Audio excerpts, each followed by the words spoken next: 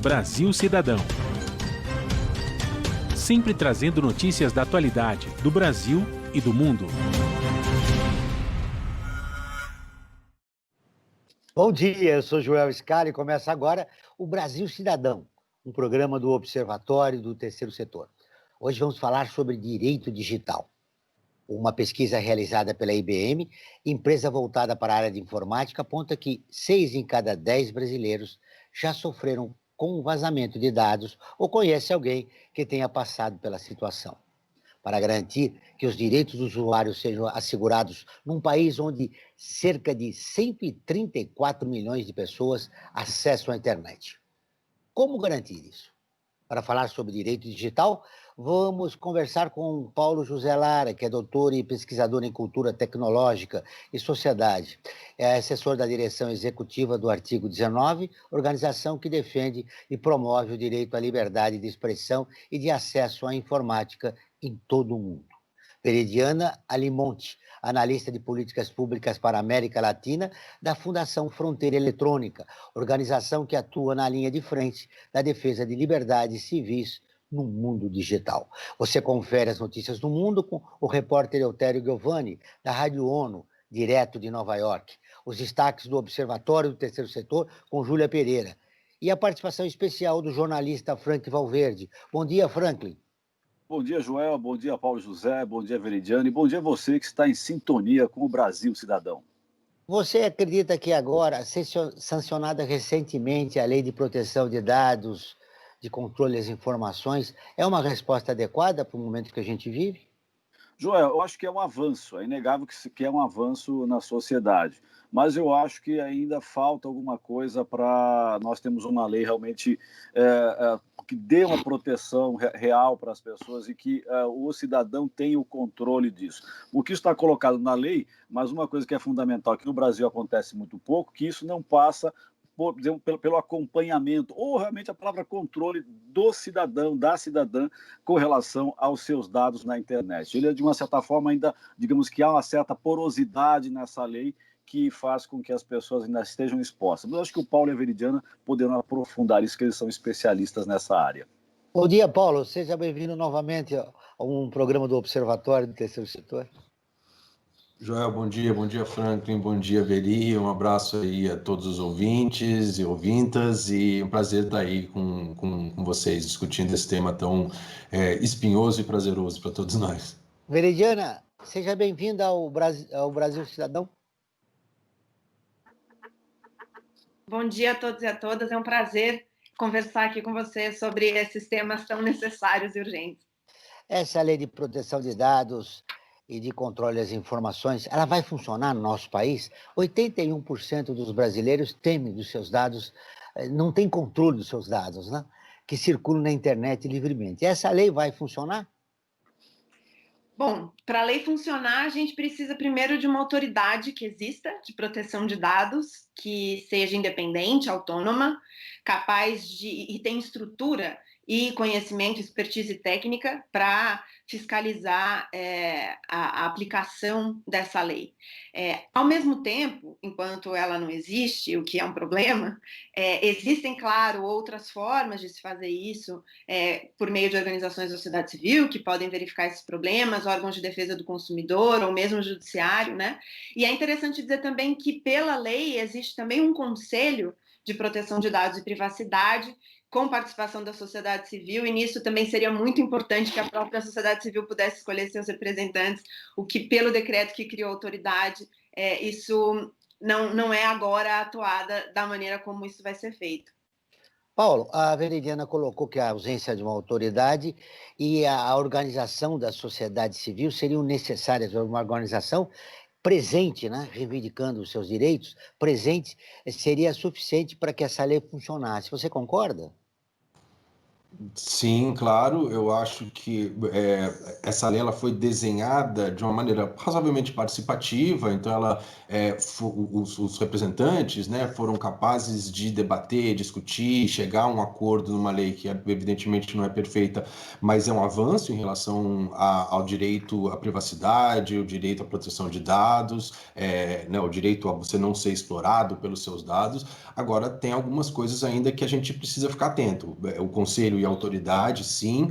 A gente está num ano de eleições municipais, então eu acho que é importante falar que no âmbito do município a proteção de dados é super importante. Então você pega, por exemplo, a questão de transportes públicos, a questão de empresas públicas de processamento de dados que estão no âmbito municipal. Esse é um processo que a gente vai ter aí algum tempo para justamente fazer pressão sobre os órgãos reguladores, fazer uma pressão sobre as empresas, para que o cidadão esteja realmente protegido em relação a essa exploração econômica e política dos seus dados. Uma série de questões envolvem, né, esse período que a gente tem de adaptação, que obviamente, trabalhar um pouco do modelo de negócios dessas empresas, para deixar que elas tenham nos dados dos usuários, né, a grande mina de ouro. A gente precisa discutir a economia da atenção, né, de como trabalham os algoritmos para prender a atenção das pessoas baseada nos dados que a internet coleta da gente. Então existe aí, a lei é um passo, mas existe aí algum tempo ainda para a gente adequar ela à melhor maneira como ela vai ser colocada para a sociedade. Esse tempo que você fala que é necessário, nós teríamos ainda o comércio paralelo de dados especiais, de dados pessoais, que já existe há algum tempo no nosso país.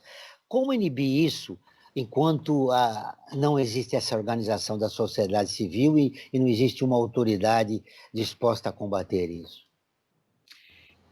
A organização da sociedade civil, ela existe e inclusive, se reflete na aprovação da Lei de Proteção de Dados Pessoais. E vai continuar fazendo o seu papel para estabelecimento de uma autoridade que também seja efetiva, né? Muitas organizações da sociedade civil, inclusive, já denunciaram vazamentos de dados, uso irregular de dados, e claro que também o jornalismo cumpre um papel fundamental em trazer isso a público, e em relação ao uso indevido de dados pessoais nas eleições e para campanhas eleitorais, inclusive, temos exemplos fundamentais no Brasil, né? Eu acho importante também dizer outro exemplo importante que a gente teve recentemente de revelação de não só como esse comércio de dados se dá no setor privado, mas também como o compartilhamento de dados dentro do setor público é bastante problemático e mesmo com a lei em vigor, né, super recentemente, na verdade, isso já existe há mais tempo, mas o que foi revelado, por exemplo, com o sistema Cortex, o Ministério da Justiça, uma unidade do Ministério da Justiça poder acessar informações relacionadas a emprego, trabalho, etc., do Ministério da Economia, que tem outro propósito, diferente do da investigação, outra finalidade diferente da investigação criminal, ou em que não está claro em nenhum momento, nunca foi informado aos cidadãos em que isso acontecia, também tem relações com pontos importantes da lei, quando se fala do compartilhamento de dados entre órgãos dos poderes públicos, que também devem seguir princípios de necessidade e finalidade que estão previstos na lei. E que, por força também de uma lei, de uma decisão do STF, um outro tipo de compartilhamento bastante problemático que estava para acontecer, estava em curso entre a Agência Brasileira de Inteligência, com dados de carteira de motorista, etc., ligados ao SERPRO, também foi barrado, né, por uma decisão do Supremo Tribunal Federal, ou antes, inclusive, quando se ia decidir, se verificou que poderia dar um problema e pararam esse processo. Mas essa também é uma questão importante que se coloca e que a imprensa, as organizações da sociedade civil cumprem um papel fundamental também em trazer a público e permitir que a gente resista a esse tipo de prática. Paulo, você citou as eleições municipais. Que cuidados a sociedade deve ter em relação às eleições municipais? O que pode de pior acontecer? Olha, Paulo. eu acho que o cuidado, a gente está ainda aprendendo a lidar com esse tipo de fenômeno. Eu acho que é muito grave o que acontece, né, em determinados circuitos econômicos e políticos de manipulação de informação. Isso aí a gente já sabe. É interessante a gente dizer, né, que a gente defende os direitos humanos, da liberdade de expressão e acesso à informação, mas Ele não diz nada sobre a garantia de informações erradas, equivocadas ou mal intencionadas, embora a gente também seja um terreno super espinhoso. Eu acho que, de qualquer maneira, o esforço que a sociedade civil, alguns agentes públicos, algumas empresas têm feito, tem dado pelo menos um espaço para a sociedade debater os problemas de desinformação, os problemas de... Quer dizer, quando a gente fala mesmo com pessoas que não são especialistas no assunto, todo mundo conhece o problema de exploração dos dados pessoais, o monopólio dessas grandes plataformas que coletam e armazenam uma série de dados. Então, a gente tem, digamos, um início de conscientização das pessoas sobre a proteção dos próprios dados. Agora, isso não é um processo que demora algum tempo, a lei entrar em vigor, as pessoas conhecerem, saberem quais são os seus direitos. E tem uma coisa que a gente tem que entender, todos esses processos, né,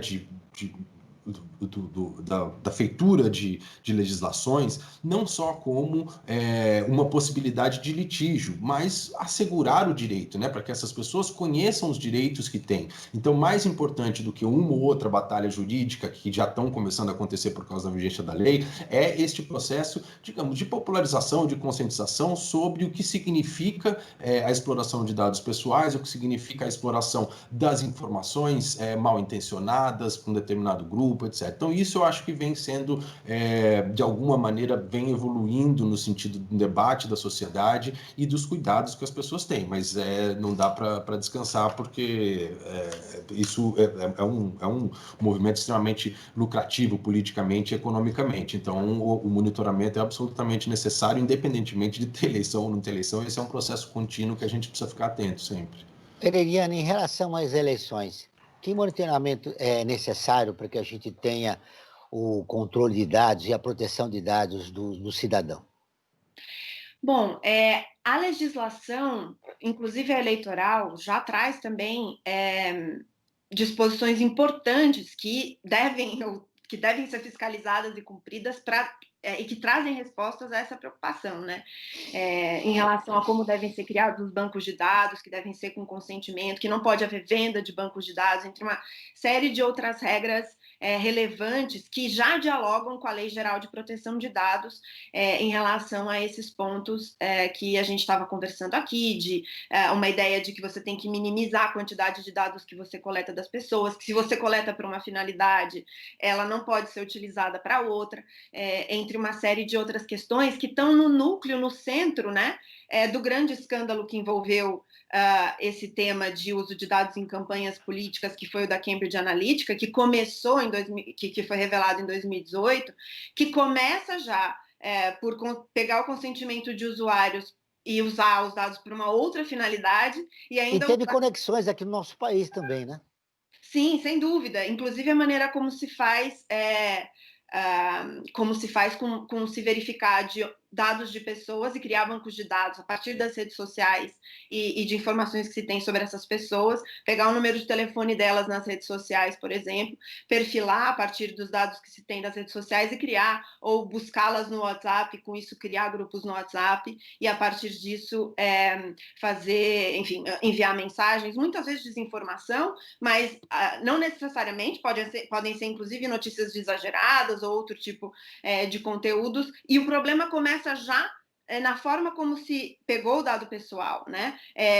Antes de necessariamente, ou de a gente precisar, inclusive, entrar em detalhes ou em considerações específicas de conteúdo, o problema já começa na maneira como se lida com os dados pessoais, se utilizando de dados sem consentimento, ou mesmo quando há consentimento, para uma outra finalidade. Eu acho interessante também citar uma outra questão que a gente discute muito relacionada ao fenômeno da desinformação a partir das redes sociais e também de aplicativos de mensagens privadas, no contexto das eleições aqui no Brasil e de outros países subdesenvolvidos, né, que é uma prática que a gente costuma chamar e que a gente já teria elementos para lidar com ela desde o Marco Civil.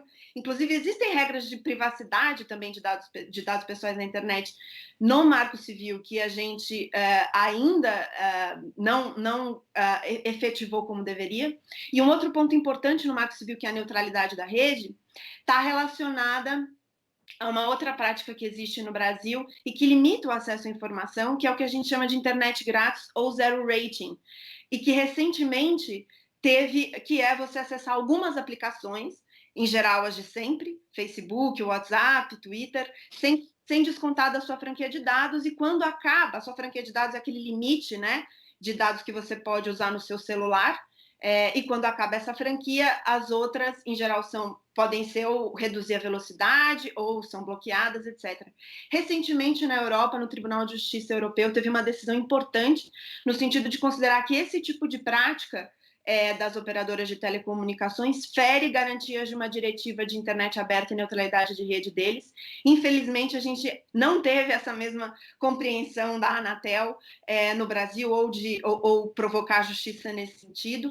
E a gente, recentemente, reconhecendo que essa foi uma prática problemática dentro das eleições, o TSE, Tribunal Superior Eleitoral, fez um acordo com as operadoras para que os links, o acesso ao TSE entre no zero rating, mas em vez de discutir o problema de uma maneira estrutural e buscar soluções para que as franquias no celular sejam maiores ou que não existam, inclusive, né?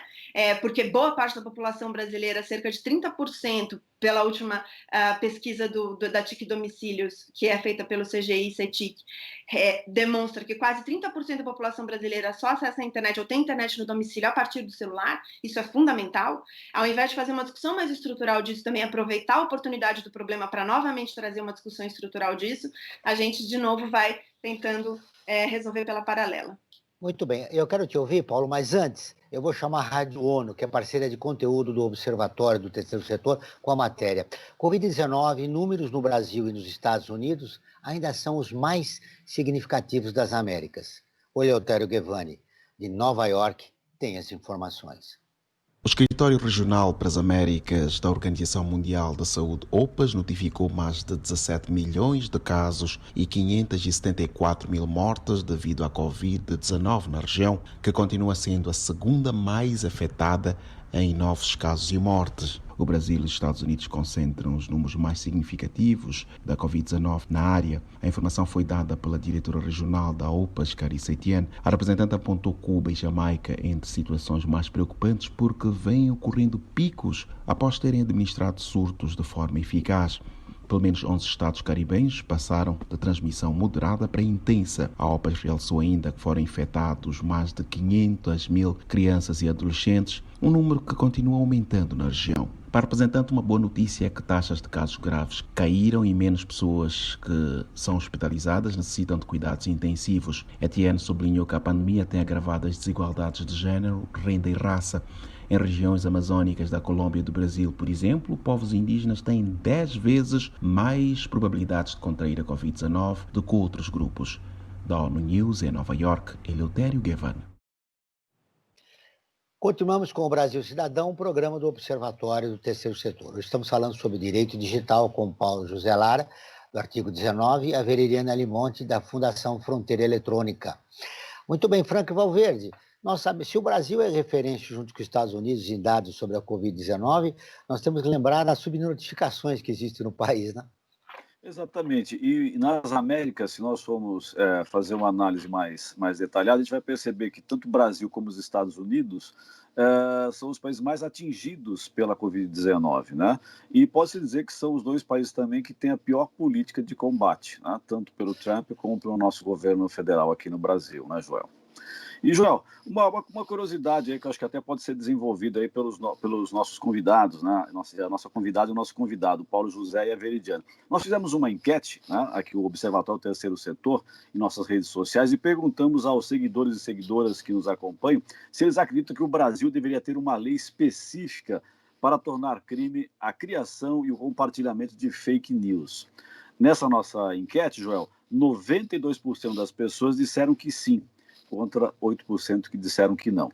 Como está sendo discutido aqui no nosso programa também a questão municipal, né, porque as eleições estão aí, eu acho que é um dado interessante para ser discutido. Quer dizer, os nossos seguidores e as nossas seguidoras colocam claramente que nós devíamos ter uma legislação um pouco mais rigorosa no combate das fake news, que tem uma influência direta, como teve em 2018, no resultado das eleições. Paulo. Quero te Olha, ouvir. Franklin, Joel e Veri, é super, hiper compreensível que as pessoas, e aí eu acho que o público também que ouve vocês, se indigne e queira que esse fenômeno da desinformação seja mais combatido de maneira mais forte, de maneira mais intensa. E acho que não há, né, qualquer pessoa em sã consciência que apoie, de alguma maneira, a criação de notícias ou a elaboração e a produção de informação que tenha como objetivo específico mudar opiniões, incutir algumas mentiras no meio de algumas verdades, que tenha objetivos políticos e objetivos econômicos. Isso é super compreensível. Agora, a gente vem dizendo há algum tempo que a legislação em si, o processo de criação de uma lei, sendo uma lei menos ou mais intensa, menos ou mais punitivista, etc., é um processo que precisa de muito, muito cuidado. Por quê? Tem alguns problemas, essa é uma discussão super grande, mas tem alguns problemas, e entre eles eu vou citar alguns, a Veridiana pode complementar também, porque eventualmente eu vou esquecer alguma coisa, mas sim, primeiro o conhecimento sobre as tecnologias, né? A gente precisa conhecer essas tecnologias, como elas operam, quais são as soluções que a gente tem para combater determinados problemas no mundo digital, e que muitas vezes legisladores não conhecem, né? Há muitas das pessoas que são parte deste processo contra fake news, etc., não conhecem a arquitetura digital. Isso é uma coisa complicada. Por quê? Porque se você impede determinadas expressões, quer dizer, se você legisla em contrário à circulação de determinadas informações, sem conhecer quais são os processos tecnológicos, sem conhecer a dinâmica econômica dessas empresas, das plataformas, sem conhecer qual é o tipo de estratégia levada a cabo por determinados grupos, tecnologicamente falando, você corre um risco dessa legislação abarcar uma série de expressões que são legítimas, né? Porque a busca da verdade é uma coisa que acho que todo mundo gostaria de ter, etc. Agora, uma legislação não pode impedir, por exemplo, sátira, não pode impedir montagem, não pode impedir nem mentira, quer dizer, mentir é uma coisa que eu duvido que alguém que nos escute ou entre nós nunca tenha mentido na vida. A gente não pode ser criminalizado por mentir. A gente tem que, então, qualificar esse tipo de produção, né, produção de notícias. Isso está muito bem construído, constituído e firme para a gente saber qual é o dano que isso pode causar e qual é a penalidade que isso pode ter. A nossa preocupação, aí eu termino por aqui, depois a gente pode voltar, é que qualquer tipo de legislação ou qualquer tipo de aplicação legal não tenha nenhuma interferência sobre o direito humano da liberdade de expressão e do acesso à informação. E isso é super importante. Por isso que é tão difícil a gente achar essa embocadura, né? Uma sofisticação que permita a gente atacar o problema, porque se o problema é ganhos econômicos e ganhos políticos através da divulgação e produção de mentiras, de inverdades, tudo bem, a gente tem que atacar isso. Agora, o que se fala genericamente de uma lei contra fake news, a gente precisa investigar o que essa lei está propondo. Inclusive essa que, né, a mais recente, ela tem uma série de problemas. Essa que está sendo discutida agora, que na verdade foi aprovada e tal, e está em debate 3060, se não me engano, a Veri deve saber falar. Ô, Paulo, você disse uma coisa 6360. importante que eu gasto rapidamente, eu queria, antes de ouvir a Veridiana, você disse que a gente não pode impedir as pessoas de mentirem, mas foi a mentira que decidiu eleições, né? Mudou a história política do país. Como administrar isso? Quer dizer, você está dizendo que a nível pessoal você não pode coibir a mentira, mas a mentira generalizada foi que transformou e nos deixou nessa crise política e econômica que estamos agora. Sim, tem sido assim, já um processo histórico e político da humanidade é esse, né? A gente trabalha com mentiras e verdades a todo momento. Essa é uma disputa política, uma disputa de narrativa. O que eu estava dizendo é que, por exemplo, uma criação, quando a gente fala que determinada expressão não pode ser compartilhada, não pode ser produzida, algumas leis, né? Quer dizer, a ideia de que você criminalize quem compartilha uma determinada notícia, isso fere o direito à informação, ele liberdade de expressão, porque o problema é que geralmente as pessoas que estão sofrendo as consequências da difusão das fake news gostariam que a legislação fosse mais intensificada e que tivesse mais, né, um punitivismo em relação a isso. Mas é muito fácil disso se inverter e aí começarem a se acusar de fake news, algo que não é. Quer dizer, quando você articula duas notícias, aí depois faz uma síntese delas e coloca... Tem uma série de estudos sobre isso, inclusive algumas notícias que foram classificadas como fake news, na verdade saíram primeiro em grandes veículos de comunicação, depois foram para redes sociais, e aí entrou-se com o processo, derrubaram o canal da rede social, mas não fizeram nada contra a grande rede de comunicação. Então, isso é um cuidado que a gente precisa ter para proteger a expressão da sociedade como um todo, né? Então, o que eu vejo como um problema, e assim, a criação e a produção da mentira para ganhos econômicos e ganhos políticos, isso precisa ser penalizado e a gente precisa compreender que esse é um problema. Agora, o problema não é de fake news. Existe um problema no histórico da tecnologia, existe um problema político, existe um problema que não vai conseguir ser resolvido só do ponto de vista dos artigos da lei e da atuação dela. Entendo. Agora eu quero ver a Veridiana. Veridiana, como coibir? Nós temos como defender a liberdade de expressão num país como o nosso, onde se prolifera e existe um processo, uma cultura de desinformação? Eu acho, complementando um pouco o que o Paulo estava dizendo, e aí respondendo a sua pergunta, existe a questão da desinformação, ela traz para a gente um desafio fundamental, principalmente na tentativa de lidar ou combater ou dar respostas a ela, que é uma pergunta de quem é o árbitro do discurso, né? Durante muito tempo, os meios de comunicação de massa concentrados definiram uma agenda pública do que deveria, enfim, constituir uma espécie de opinião pública em relação aos temas, e muitas vezes, sim, mentiram e tiveram influência fundamental em processos eleitorais, sem como concessionários, por exemplo, do serviço público, receberem uma resposta à altura para esse tipo de conduta. Ao mesmo tempo, quando vem a internet, as possibilidades de se disseminar e acessar informação passam a ir muito além desses próprios meios. Por um lado, se permitem, inclusive, a constituição de estruturas de coordenação e disseminação de conteúdo desinformativo que antes não existiam, e me parece, inclusive no debate do projeto de lei de fake news, a sociedade civil, inclusive, buscou mostrar, né, que o problema não é o que a gente sempre fala, o tio do WhatsApp que manda uma desinformação ou compartilha informação, mas são as estruturas coordenadas de compartilhamento de desinformação que são um problema, mas ao mesmo tempo também é importante, ao buscar lidar com essas estruturas, não minimizar ou não destruir proteções à privacidade importantes que a gente tem.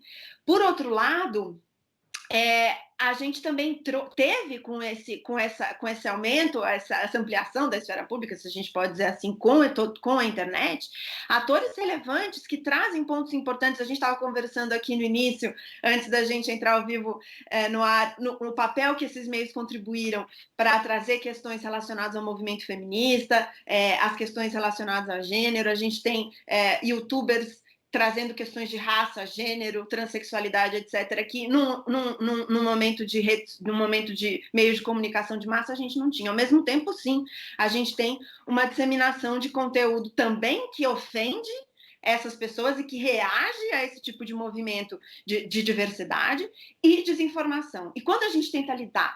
Ou seja, a complexidade da sociedade estão nas redes. Exato, a rede reflete... Como arbitrar isso, usando o seu termo, né? Como nós organizamos isso nas redes sociais, inibindo a mentira coletiva, que pode levar às distorções, né? Num momento como a gente vive hoje, num país profundamente desigual, cheio de contradições. Só um comentário, continuando e respondendo a sua pergunta, a criminalização do discurso não é uma resposta adequada nesse sentido. E a gente vê exemplos em outros países e na América Latina de pessoas sendo perseguidas pelo que elas falam, em disputas de opinião, inclusive sobre narrativas históricas de fatos. No período da pandemia, na Bolívia, por exemplo, dezenas de pessoas foram presas com pouca transparência e com pouca informação sobre os seus processos judiciais. Então, a criminalização do discurso é uma armadilha que a gente não pode cair. Ao mesmo tempo, essa estrutura coordenada de distribuição de conteúdo para aquelas pessoas que talvez estejam mais abertas a acreditar nele tem relação direta com a coleta e o tratamento de dados pessoais de uma forma que não deve ser feita, já a partir da legislação eleitoral que a gente tem e a lei de proteção de dados pessoais. E também é muito importante que existam, sim, medidas de transparência para que o usuário saiba, por exemplo, quais dados seus estão sendo utilizados para publicidade. Seria importante que a gente tivesse, inclusive, capacidade de controlar se a gente quer ou não receber determinadas publicidades, publicidade política, por exemplo. Me parece que é muito melhor a gente ir numa linha de investigação das estruturas coordenadas, com possibilidades de controle e transparência para os usuários e proteção de dados pessoais, do que criminalização do discurso. Mas mesmo em relação à investigação das estruturas coordenadas, é muito importante a gente não abrir mão de proteção à privacidade, senão a gente acaba indo atrás daqueles que estão combatendo as fake news, como é o caso da perseguição ao Sleeping Giants no Brasil, por exemplo, querendo revelar a identidade de quem faz esse trabalho tão importante.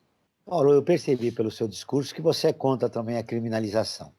Mas e vocês, ao longo das respostas, têm apresentado algumas sugestões. Eu gostaria que você colocasse mais claramente qual é a saída, se não a criminalização. Eu? Exatamente. Eu acho que está interessante, acho que a Veri contextualizou de maneira muito interessante isso tudo. Quer dizer, quando a gente fala, né, da criação daquilo que a gente está chamando de direitos digitais, é uma maneira de você incluir no universo digital os direitos que a gente já tem offline ou analogicamente. Então, tem uma frase que é interessante que diz, né, quando você comete um crime num barco, aquele crime não é um crime aquático, né? Ele continua sendo um crime da mesma maneira, não interessa onde você cometeu, né, onde você estava, etc. Então, é importante que quando a gente lida com o universo digital, a gente tem a certeza de que as leis que valem para nós fora da internet ou fora do mundo digital são aquelas que valem ali. Então, esse é um problema central. Um outro problema que a Veridiana tocou, mas eu acho importante, é que a manipulação através do discurso sempre aconteceu. Isso se chama retórica, você tem uma série de construções do discurso e da narrativa e da linguagem que são manipuladoras. Ela é, por si só, uma maneira de convencimento. Esse é o diálogo, isso é assim que se faz política. Agora, mentir deliberadamente para atingir um determinado ganho político, econômico, e que isso esteja à margem da legislação vigente, isso deve ser coibido. Tem uma outra coisa. Por que a gente fala disso quando a gente está falando de direitos digitais e de internet, né? Quando você coíbe, quer dizer, quando você tem a intensificação da perseguição contra produtores e contra o discurso, etc., você coloca a outra parte de uma maneira defensiva. E, na verdade, o que as tecnologias digitais possibilitaram para nós é justamente sermos atores, né, da política. Então, tem uma parte nisso que aí, indo um pouco para o que você perguntou, Joel, sobre a resolução. A gente sempre fala, você não combate esse tipo de problema com menos discursos, mas sim com mais discursos. Isso significa uma alfabetização digital, significa o processo mais intenso de conhecimento, de educação, de conhecimento sobre o que são as tecnologias, de crítica em relação ao modelo econômico das plataformas, que, na verdade, ganham muito dinheiro com disseminação das inverdades, né, de clickbaits e etc. Então, existe um modelo econômico baseado um pouco naquilo que escandaliza ou naquilo que é mais apelativo. Nesse sentido, eu acho que a gente tem primeiro, uma tendência do momento contemporâneo, que é o da falta de análise, de crítica. Por que tem gente na política, principalmente, né, representantes dessa extrema-direita totalitária, que tem ojeriza a universidade? Eles têm ojeriza a universidade, ojeriza a pesquisa, ojeriza aos fatos, ojeriza ao jornalismo, ojeriza... Então, isso significa que deixa de lado, isso tudo está dentro de um universo só, né? A raiva que se tem da universidade é a mesma raiva que se tem da verdade, da pesquisa, da investigação, do jornalismo, inclusive. Então, é muito mais fácil, você deixa de lado isso e vai viver a sua vida dentro dos devaneios digitais criados pelos seus próprios grupos. Agora, o processo para a gente resolver isso não vai vir através de uma lei que impeça ou que criminalize uma ou outra produção, que pode ser de sátira, pode ser de sacanagem. O problema é que as pessoas deixaram de compreender o que é viável e crível do que não é. E esse processo não se dá através de uma legislação que pune a produção ou a divulgação desse tipo de mensagem. Uma das saídas que você sugere é aprofundar a liberdade de expressão. Aprofundar a liberdade de expressão e a gente conseguir reforçar e fazer com que valha todas as medidas que possibilitem com que benefícios econômicos e políticos não possam ser conseguidos através da exploração das conversas, dos diálogos e das mensagens que circulam entre a sociedade. Aí eu volto a dizer, num país como o nosso, cheio de contradições e profundamente desigual, esse que é o problema. Siga o Observatório do Terceiro Setor nas redes sociais e acompanhe informações do Brasil e do mundo sobre direitos humanos, causas e projetos sociais. No Instagram é @Observatório 3 Setor. No Facebook é facebook.com/Observatório 3 Setor. Agora vamos ouvir as notícias de destaque do site do Observatório do Terceiro Setor com o Júlia Pereira. Olá, Júlia. Na América Latina, 78% dos lares não resistem a 3 meses sem renda. O relatório Vulnerabilidade Financeira dos Lares perante a Covid-19, uma perspectiva global, apontou os impactos da pandemia entre famílias de maior vulnerabilidade financeira no mundo. No geral, Estados Unidos, Canadá e países europeus são lugares onde quase 40% das famílias são capazes de sobreviver sem renda por mais de 6 meses. Elaborado pelo Unicef, o relatório Pobreza na Infância e na Adolescência de 2018 mostra que 39,7% das crianças entre 0 e 5 anos têm seus direitos violados no Brasil. Aqui, 7,6 milhões de crianças e adolescentes não têm o direito ao acesso à água garantido. O número assusta, enquanto diversas cidades brasileiras registram alta na temperatura. E uma vaquinha online arrecada R$ 224 mil para menino comprar casa para a família. O caso de João Bernardo, de 9 anos, ficou conhecido nas redes sociais após a mãe compartilhar mensagens em que o garoto negociava a compra de uma casa de R$ 110 mil em Sergipe por aplicativo de celular. Na conversa, o menino ofereceu parcelas mensais de R$ 50, porque, segundo ele, não tinha tanto dinheiro. A vaquinha foi criada por Jéssica Souza, uma internauta que se solidarizou com a história e pediu autorização da família para criar a campanha voluntária. Essas e outras notícias você encontra no site do Observatório do Terceiro Setor, www.observatório3setor.org.br. Siga a gente nas redes sociais, facebook.com/Observatório3Setor e @Observatório3Setor no Instagram. Muito bem, essa foi a Júlia Pereira, que volta na próxima semana. Frank Valverde, há notícias muito interessantes nas redes sociais e no mundo digital.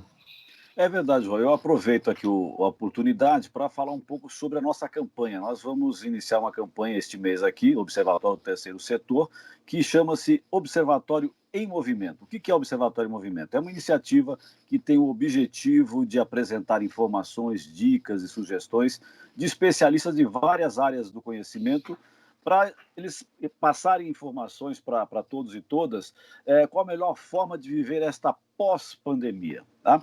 E eu aproveito também, Joel, para convidar, reforçar o seu convite, né, que você tinha feito anteriormente, para as pessoas, todos e todas, nos seguirem em nossas redes sociais, acompanhar notícias do terceiro setor, do Brasil e do mundo, no Facebook, facebook.com/observatório 3 Setor, no Insta, o observatório 3 Setor no Instagram, e no YouTube, youtube.com/observatório 3 Setor. Joel, eu queria aproveitar e colocar uma questão aqui, tanto para o Paulo como para a Veridiana, uma questão que eu acho que é importante. Eles trataram os dois de questões de o excesso de informação na mão do Estado, né? E eu fico um pouco temeroso quando eu ouço essa concentração de informações na mão do Estado, porque me vem sempre à mente, né, a questão do mundo distópico, tá? A possibilidade dessa abertura, essa possibilidade de informação demais na mão do Estado, e que, quando o Estado é assumido por um grupo, digamos, extremamente conservador, nem conservador, pior ainda, como é o caso que nós temos aqui no Brasil, reacionário, né, a gente fica flertando demais com esse mundo distópico, no qual estamos sendo controlados em todas as nossas ações por esse Estado. Então, eu gostaria que tanto o Paulo José como a Veridiana discutissem um pouco essa questão dessa possibilidade, desse flerte que, infelizmente, essa concentração de dados no mundo de todos nós, no Estado, pode levar a uma vida distópica de todos nós. Veridiana. Bom, por um lado, é claro que o Estado e existirem bancos de dados no Estado é importante, por exemplo, para que o Estado possa realizar políticas públicas, possa cumprir a sua missão, digamos assim. Mas, por outro lado, a gente tem uma história bastante problemática, não só no Brasil, mas na América Latina, de muito pouca transparência, né?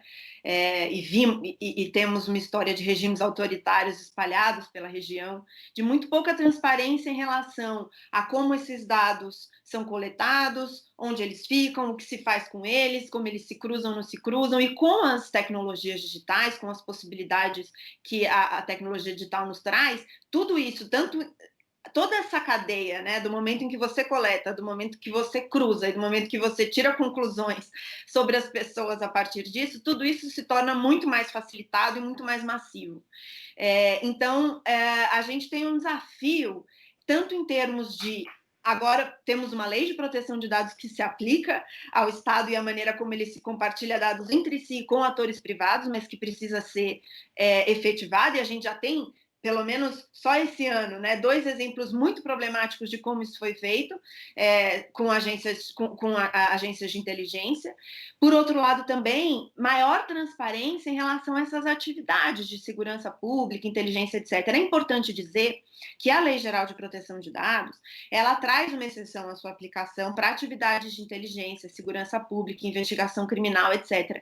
Embora os princípios e os direitos previstos, os direitos do titular, os nossos direitos e os princípios previstos na lei tenham que se aplicar a uma nova lei que vai ser feita para esses temas. Já existe um grupo de trabalho, uma comissão feita na Câmara dos Deputados, com especialistas importantes nesse tema, para fazer um projeto de lei para lidar com esse tema em investigações criminais e segurança pública.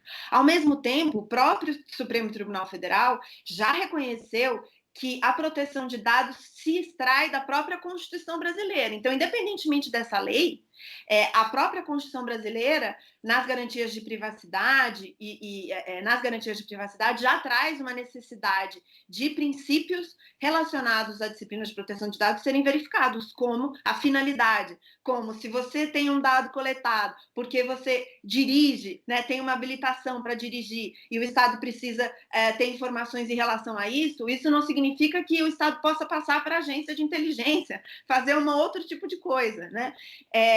Se você tem uma base como a RAIS para políticas de pensão, para políticas de aposentadoria, de administração do trabalho, isso não deve servir para cruzar com placas de carro e investigar as pessoas, a não ser que tenham autorizações legais específicas para isso, com transparência, e que a cidadania saiba que esse tipo de coisa é feita com uma finalidade que faça sentido e seja legal. Paulo. Eu acho a Veridiana deu um ótimo panorama. Eu queria colocar só duas questões que acho que tem a ver com a questão do Franklin. Na época da discussão da Lei Geral de Proteção de Dados, a artigo 19 sugeriu a proteção dos dados do requerente da Lei de Acesso à Informação.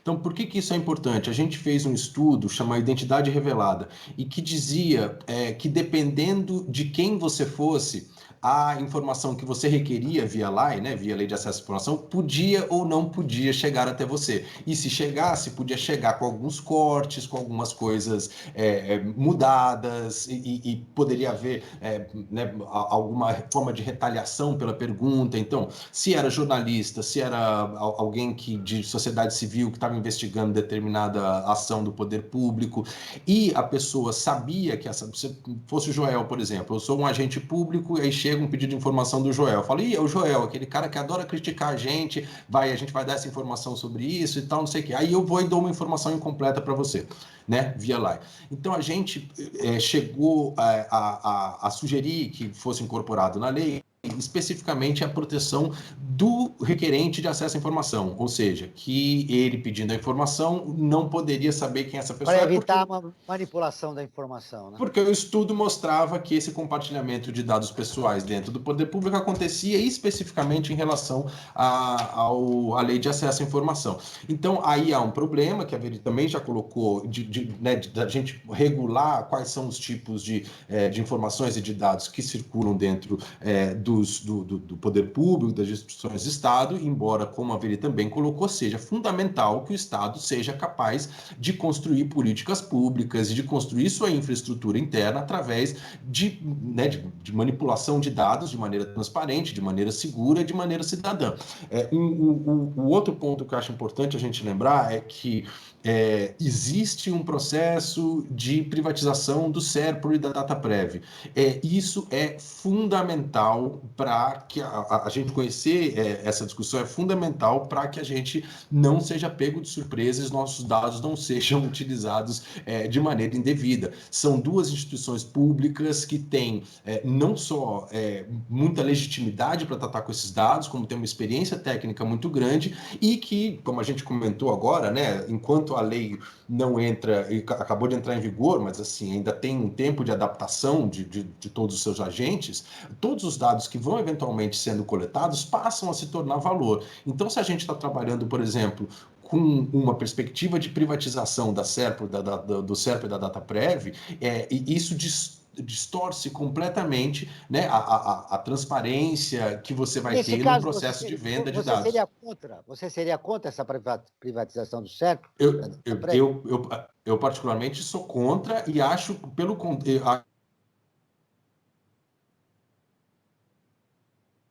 Muito bem. Olha só. Deu uma paradinha, nós estamos fazendo essa entrevista via Skype e às vezes dá algum probleminha. O Paulo estava concluindo uma pergunta que eu fiz a ele a respeito da privatização do SERPRO e da DataPrev. Veridiana, a sua opinião, você também é contra? Ela traz problemas em relação ao que a gente estava conversando aqui, e principalmente do ponto de vista de como esses dados vão ser utilizados depois, né?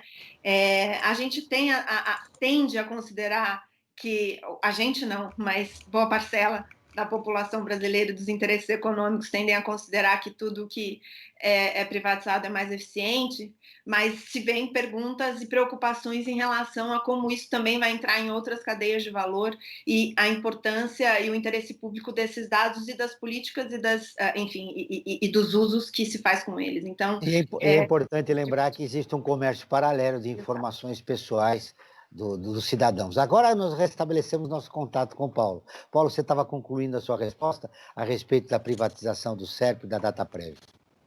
Eu acho, inclusive, eu só estava terminando dizendo o quanto vai ser, já e futuramente vai ser estratégico você ter órgãos, empresas e tal, que sejam não só transparentes, mas que saibam lidar com o fenômeno tecnológico e se adequem com as legislações que a gente tem. Então, pessoalmente, sou contra essas privatizações e acho que, mais do que isso, os municípios, as cidades, o poder público, de uma forma geral, deveria caminhar para intensificar e fortalecer fortalecer esses tipos de política que sejam políticas que, ao mesmo tempo, protegem os dados e dão transparência para as políticas públicas né, para o seu engendramento tecnológico, que deixem claro para a população qual é o seu papel e a importância que elas têm do ponto de vista de organização das informações para o bem-estar da sociedade, porque isso é fundamental e vai ser no futuro próximo, médio e a longo prazo.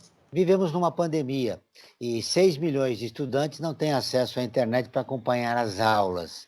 Lembrando que 46 milhões de brasileiros, cidadãos, não têm acesso à internet. Bom, diante desses dados, Veridiana, o que é necessário? Políticas públicas para a gente incluir esses jovens, essa distorção que acontece na área da educação compromete o futuro do país. Sem dúvida nenhuma. E as desigualdades brasileiras, elas ficaram mais e mais aprofundadas e patentes nesse cenário, né? Em que alunos de escolas privadas tinham tanto uma conexão à internet em casa, quanto um computador. Se a gente olhar também a pesquisa da TIC Domicílios de 2019 relacionada ao CETIC, a gente vai ver que computador e internet, e acesso à internet na casa dos brasileiros ainda é uma minoria. Tem mais essa combinação, ela ainda tem chão para ser conquistada. E no outro ponto, do outro lado, você tinha pessoas com um celular, uma internet móvel com franquia de dados, para conseguir assistir, eventualmente, nem aula em vídeo, algumas pílulas em vídeo que eventualmente os professores mandavam, ou mesmo explicação em áudio do WhatsApp. De alguma aula que a criança ou o jovem tinha que fazer dentro de casa. Então, essas desigualdades, elas ficaram patentes e elas terão reflexos, né, no curto, médio prazo, no mínimo. Então, nesse sentido, a gente vem discutindo o acesso à internet como um direito e as políticas públicas que deveriam se desdobrar disso há muito tempo no Brasil. E, infelizmente, o que a gente vê também é uma lógica de que as empresas têm que ser, claro, incentivadas a fazer a política, a construir redes, etc., mas sem uma política pública forte, robusta, por trás estabelecendo obrigações e estabelecendo o acesso à internet como um direito. O que eu comentava no início, né, do zero rating. O zero rating, que é essa internet grátis, acessar o Facebook, o WhatsApp sem descontar da sua franquia de dados, na verdade, o reflexo de um problema de infraestrutura, em que as operadoras fazem acordos que a gente não conhece ou nem sabe muito bem como funcionam, ou eventualmente nem existem acordos específicos com essas plataformas, e você continua acessando algumas poucas plataformas e não toda a internet, justamente relacionado a esse problema de falta de acesso. Muito bem, eu estou com um pouco o tempo reduzido, aí eu me estendi e tem coisas que eu gostaria de perguntar para vocês, como aquele documentário Dilema na Rede, que a gente falou antes de começar o programa e acabamos não tocando. Mas eu tenho mais 5 minutos, eu quero que vocês sintetizem. Vamos nos debruçar sobre esse documentário. Eu quero um breve comentário seu, Paulo, por favor. Esse documentário trouxe uma realidade, mas pelo que você mencionava anteriormente, ele não traz uma solução.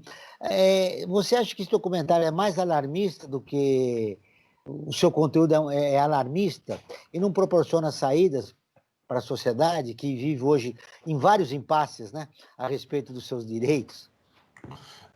Não, alarmista ele não é, ele é bastante realista e acho que ele toca, inclusive, em poucos perigos que todo esse ecossistema coloca para a gente. Só, muito rapidamente, eu queria só, depois, até uma sugestão para o Joel, sobre essa coisa da educação e da tecnologia. Tem um pessoal que tem um projeto que chama Educação Vigiada, e eles trabalham com a maneira pela qual as grandes plataformas, as grandes empresas digitais estão entrando dentro da infraestrutura das universidades, secretarias de educação e escolas no Brasil, ocupando um papel que deveria ser um papel de construção de infraestrutura pública dentro de projetos absolutamente estratégicos, que são projetos científicos, tecnológicos e educacionais. Só para não deixar de falar desse pessoal, que é o pessoal da Educa Digital, da Universidade do Pará. Que é e aí legal. Você, em 30 segundos, pode falar como incluir, como democratizar o universo digital num país desigual como o nosso?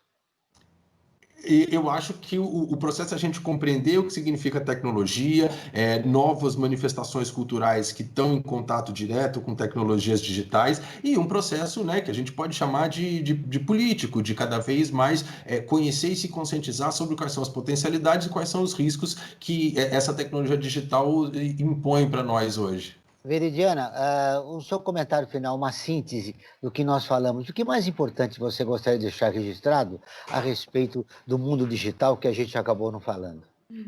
Aliás, eu quero a sua opinião sobre a rede também, dilema nas redes. Rapidamente, por favor. O mundo digital, ele, como a gente conversou aqui ao longo do nosso papo, né, ele está extremamente integrado com o mundo fora do digital. Cada vez mais é difícil estabelecer qual é a fronteira de onde um começa e outro. Ele é o reflexo da sociedade brasileira, com suas... Exato, e superar as questões que a gente vê nesse mundo digital, seja em relação à desinformação, seja em relação à misoginia, machismo, etc., é uma solução complexa e conjunta com relação, inclusive, aos meios fora desse mundo digital, que já contribuíram muito para os problemas que a gente enfrenta hoje também. Então, é importante ter essa visão integrada, e o documentário, ele traz... O documentário Dilema das Redes, ele traz questões importantes a serem discutidas, mas também ainda numa superfície, né? E quando a gente ia discutindo, no início também do programa, em relação à falta de alguns atores que a gente também não vê naquele filme, né?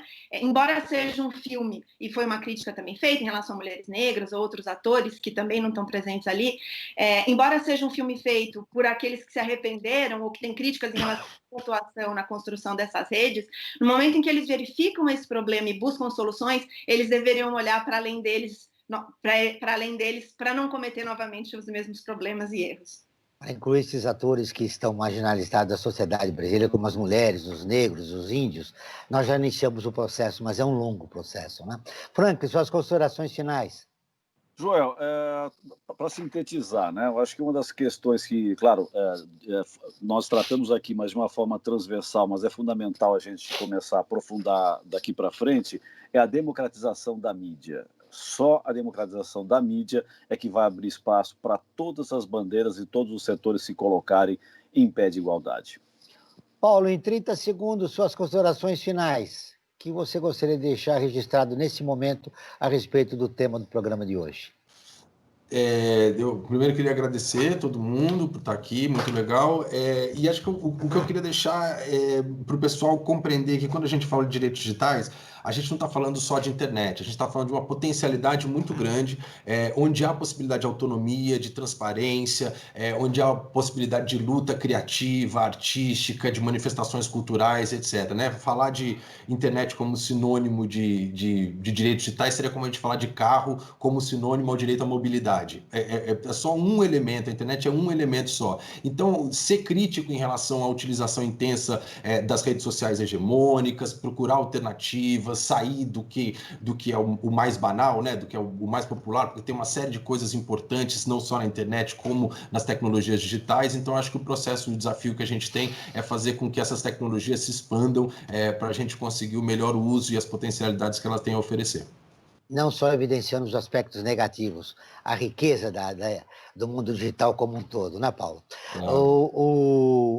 O Brasil Cidadão está terminando. Eu agradeço a presença de Paulo José Lara, doutor e pesquisador em cultura tecnológica e sociedade. Ele é assessor da direção executiva do artigo 19. Veridiana Alimonte, analista de políticas públicas para a América Latina da Fundação Fronteira Eletrônica, que é uma organização que atua na linha de frente da defesa de liberdades civis no mundo digital. Esse programa foi produzido pela equipe do Observatório do Terceiro Setor. Na próxima quinta-feira, às 9 horas, acompanhe nosso programa Observatório na Brasil Atual. Nós vamos falar sobre o Dia do Professor. Ficamos por aqui, sempre na luta por uma sociedade mais justa, solidária, sustentável e tolerante. Até o próximo programa. Ficamos por aqui com Brasil Cidadão, um programa do Observatório do Terceiro Setor, sempre trazendo notícias da atualidade, do Brasil e do mundo.